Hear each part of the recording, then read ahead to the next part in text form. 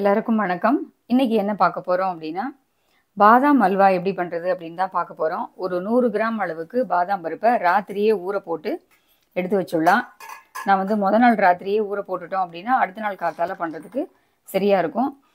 குறைஞ்சது ஒரு 5-6 மணி நேரமாவது ஊறினா தான் வந்து இந்த தோலெல்லாம் உரிச்சு எடுக்க முடியும். 100 கிராம் அளவுக்கு பாதாம் எடுத்து ஊற வச்சு தோல் உரிச்சு எடுத்து வச்சிருக்கேன். அதுக்கு இந்த மாதிரி எந்த டம்ளரால் இந்த டம்ளரால் ஒரு டம்ளர் அளவுக்கு பாதாம் எடுத்தேன், அது வந்து 100 கிராம். அதே அளவுக்கு சர்க்கரை எடுத்துக்கோங்க. உங்களுக்கு கூடுதலான ஸ்வீட் தேவை அப்படின்னா நீங்கள் இன்னும் கொஞ்சமாக ஒரு 1/4 கப் அளவுக்கு சேர்த்து எடுத்துக்கலாம். 1 கப்பு பாதாம் அப்படின்னா 1 கப்பு சர்க்கரை அந்த மாதிரி எடுத்துக்கலாம். அதுக்கு வந்து நம்ம இப்போ அரைச்சிக்க போகிறோம். இது வந்து ஒரு மிக்சி ஜாரில் சேர்த்துடலாம். இதை வந்து நல்லா நைஸாக அரைச்சிக்கலாம். ரொம்ப வெண்ணெய் மாதிரி இருக்கணும் அப்படிங்கிறதுல லைட்டாக வந்து கொஞ்சம் தொட்டால் ஒரு மாதிரி நிரல்ற மாதிரி இருக்கும். அந்த மாதிரி இருந்தால் தப்பு இல்லை. இதுக்கு வந்து ஒரு 1/2 டம்ளர் அளவுக்கு பால் எடுத்துருக்கேன். பச்சை பாலாகவும் இருக்கலாம், இல்லை காய்ச்சின பாலாகவும் இருக்கலாம். இதை வந்து ஃபஸ்ட்டு ஒரு தடவை கொடிசாக ஓட்டிட்டு அதுக்கப்புறம் இந்த பாலை விட்டு இதை வந்து நம்ம வந்து நைஸாக அரைச்சிக்க போகிறோம். அதுக்கு முன்னாடி அடுப்பை வந்து ஆன் பண்ணிவிட்டு இந்த சர்க்கரையை வந்து நம்ம கரைய விட்டுடலாம்.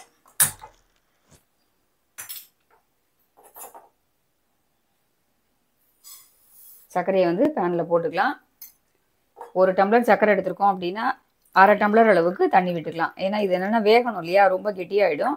அதனால் 1/2 டம்ளர் அளவுக்கு இந்த சர்க்கரை மேலே இப்படி நம்ம தண்ணி விட்டுடுவோம். இது வந்து பொறுமையாக கரைஞ்சின்னு இருக்கட்டும். அதுக்குள்ளே நம்ம வந்து இதை நைஸாக அரைச்சிட்டு பார்க்கலாம்.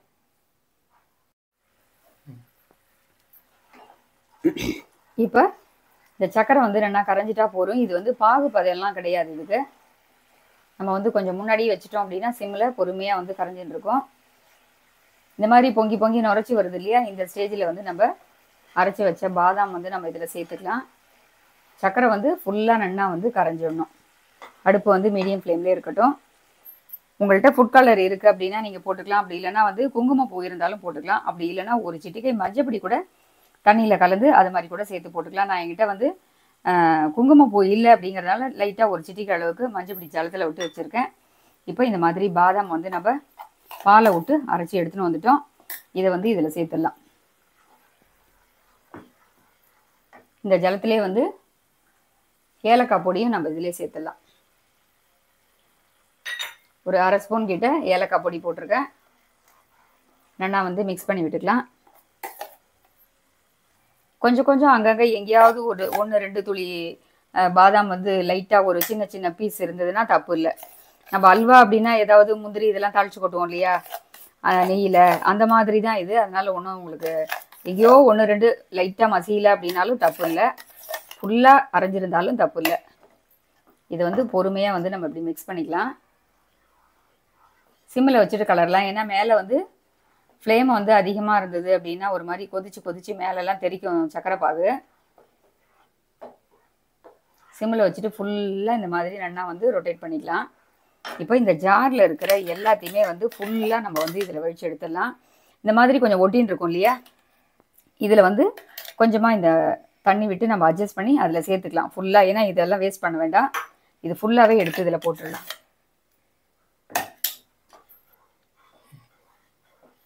இப்போ வந்து நம்ம இந்த விழுது அரைச்சது எல்லாத்தையும் இதில் வந்து சேர்த்துட்டோம். நல்லா வந்து மிக்ஸ் பண்ணியாச்சு. இந்த அளவுக்கு வந்து திக்காக இருக்குது.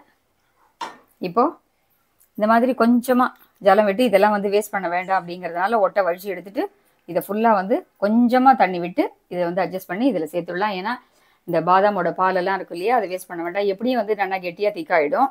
அதனால் தண்ணி விட்டால் ரொம்ப லூஸ் ஆகிடும் அப்படின்லாம் நினைக்க வேண்டாம். அது வந்து இறுகிடும். இப்போ வந்து ஃப்ளேம் வந்து கொஞ்சம் மீடியம் ஃப்ளேமில் வச்சுக்கலாம்.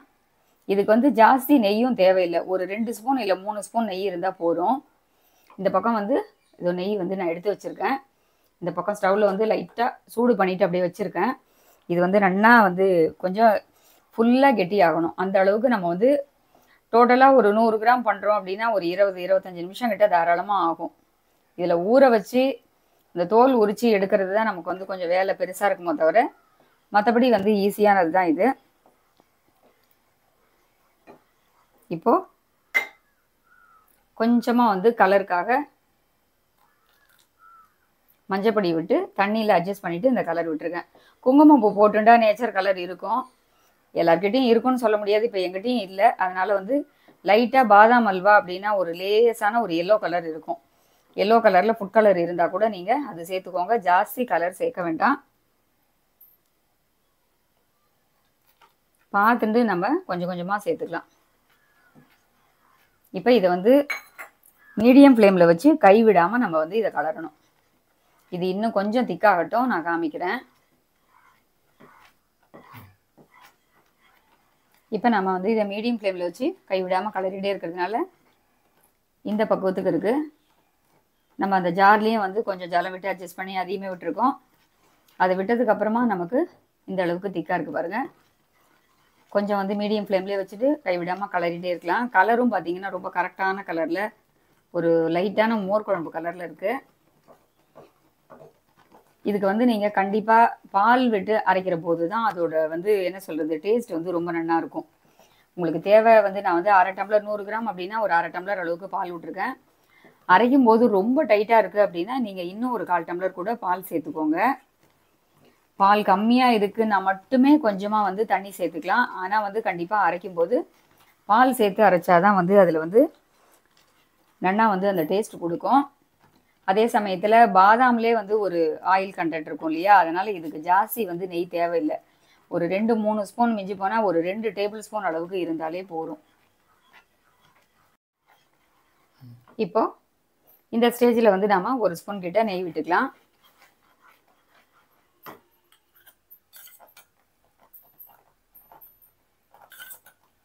ரெண்டு ஸ்பூன் நெய் விட்டுருக்கேன். அதுக்கப்புறம் இன்னும் கொஞ்சம் இது கெட்டியானதுக்கப்புறமா நம்ம வந்து இன்னும் கொஞ்சம் விட்டுக்கலாம்.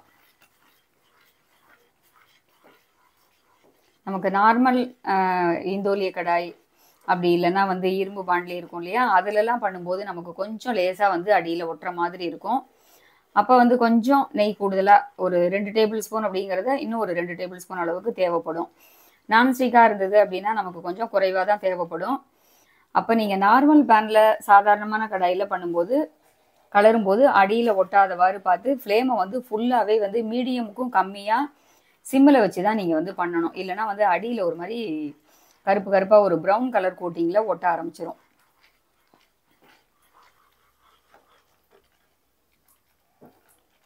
அப்பப்போ வந்து நம்ம இந்த ஓரங்களில் இருக்கிறதெல்லாம் வந்து எடுத்து விட்டுடலாம். இதெல்லாம் வந்து இல்லைனா அப்படியே ஒட்டிண்டு ஒரு மாதிரி திரியாக வர ஆரம்பிச்சிடும். அதனால் இதை வந்து கொஞ்சம் ஓரத்துலேயும் வந்து நம்ம அப்பப்போ பார்த்து பார்த்து எடுத்து விட்டால் தான் எல்லாமே வந்து நமக்கு ஈவனாக வந்துடும்.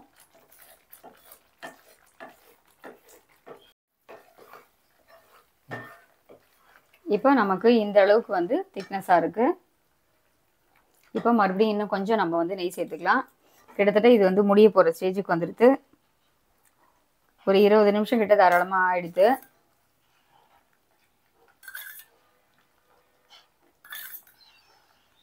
முதல்ல 2 ஸ்பூன், அப்புறம் வந்து ஒரு 3 ஸ்பூன் அளவுக்கு தான் நெய் விட்டுருக்கேன் நார்மல் ஸ்பூனால். இது வந்து ஃபுல்லாக நம்ம இந்த மாதிரி இன்னொரு தடவை நன்னா வந்து கலந்துக்கலாம். ரொம்ப கெட்டியாகணும் அப்படிங்கிறது அவசியம் இல்லை. ஏன்னா ரொம்ப கெட்டியாகிடுது அப்படின்னாலும் கேக் மாதிரி பீஸ் போடுற மாதிரி ஆகிடும். இந்த மாதிரி இருக்கட்டும். பார்த்தீங்கன்னா உங்களுக்கு ஒட்டாமல் எல்லாமே நகர்ந்து இந்த நெய்யில் இப்படி நகர்ந்து வர ஆரம்பிச்சுட்டு பாருங்கள். இந்த ஸ்டேஜ் வந்தாலே நமக்கு ரெடி ஆகிடுது அப்படின்னு அர்த்தம். இது ஆறிடுது அப்படின்னா கொஞ்சம் கொஞ்சமாக நமக்கு இன்னமும் வந்து திக்காயிடும். இந்த ஓரங்கள்லாம் நீங்கள் எடுத்து விடுறதுக்கு இந்த மாதிரி ஒரு சின்னதாக நம்ம வந்து தோசைலாம் எடுப்போம் இல்லையா, நான்ஸ்டிக்கு அந்த மாதிரி தோசை எடுக்கிற கரண்டியால், ஒரு சின்ன மரக்கரண்டியால் நம்ம இங்கே இருக்கிறதெல்லாம் அப்படி எடுத்துட்டோம் அப்படின்னா எல்லாமே ஃபுல்லாக வந்து ஒட்டாமல் எல்லாமே கம்ப்ளீட்டாக வந்துடும்.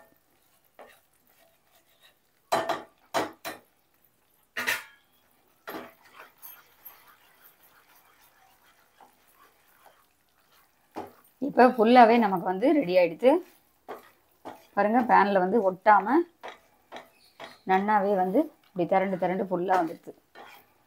இப்போ இந்த ஸ்டேஜில் வந்து நம்ம வந்து இதை ஆஃப் பண்ணிக்கலாம்.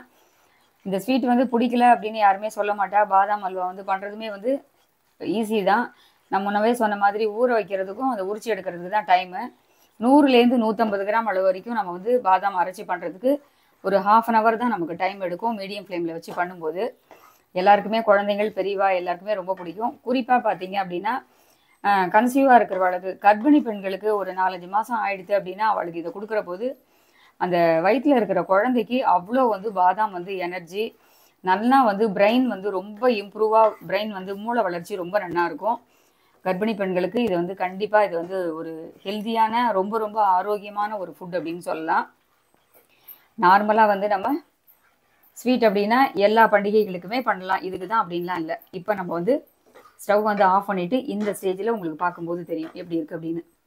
இப்படி போட்டோம் அப்படின்னா ரொம்ப இதுவாக இல்லாமல் இந்த மாதிரி பொறுமையாக விழருது அப்படின்னாலே இது வந்து ரெடி ஆகிடுது அப்படின்னு அர்த்தம்.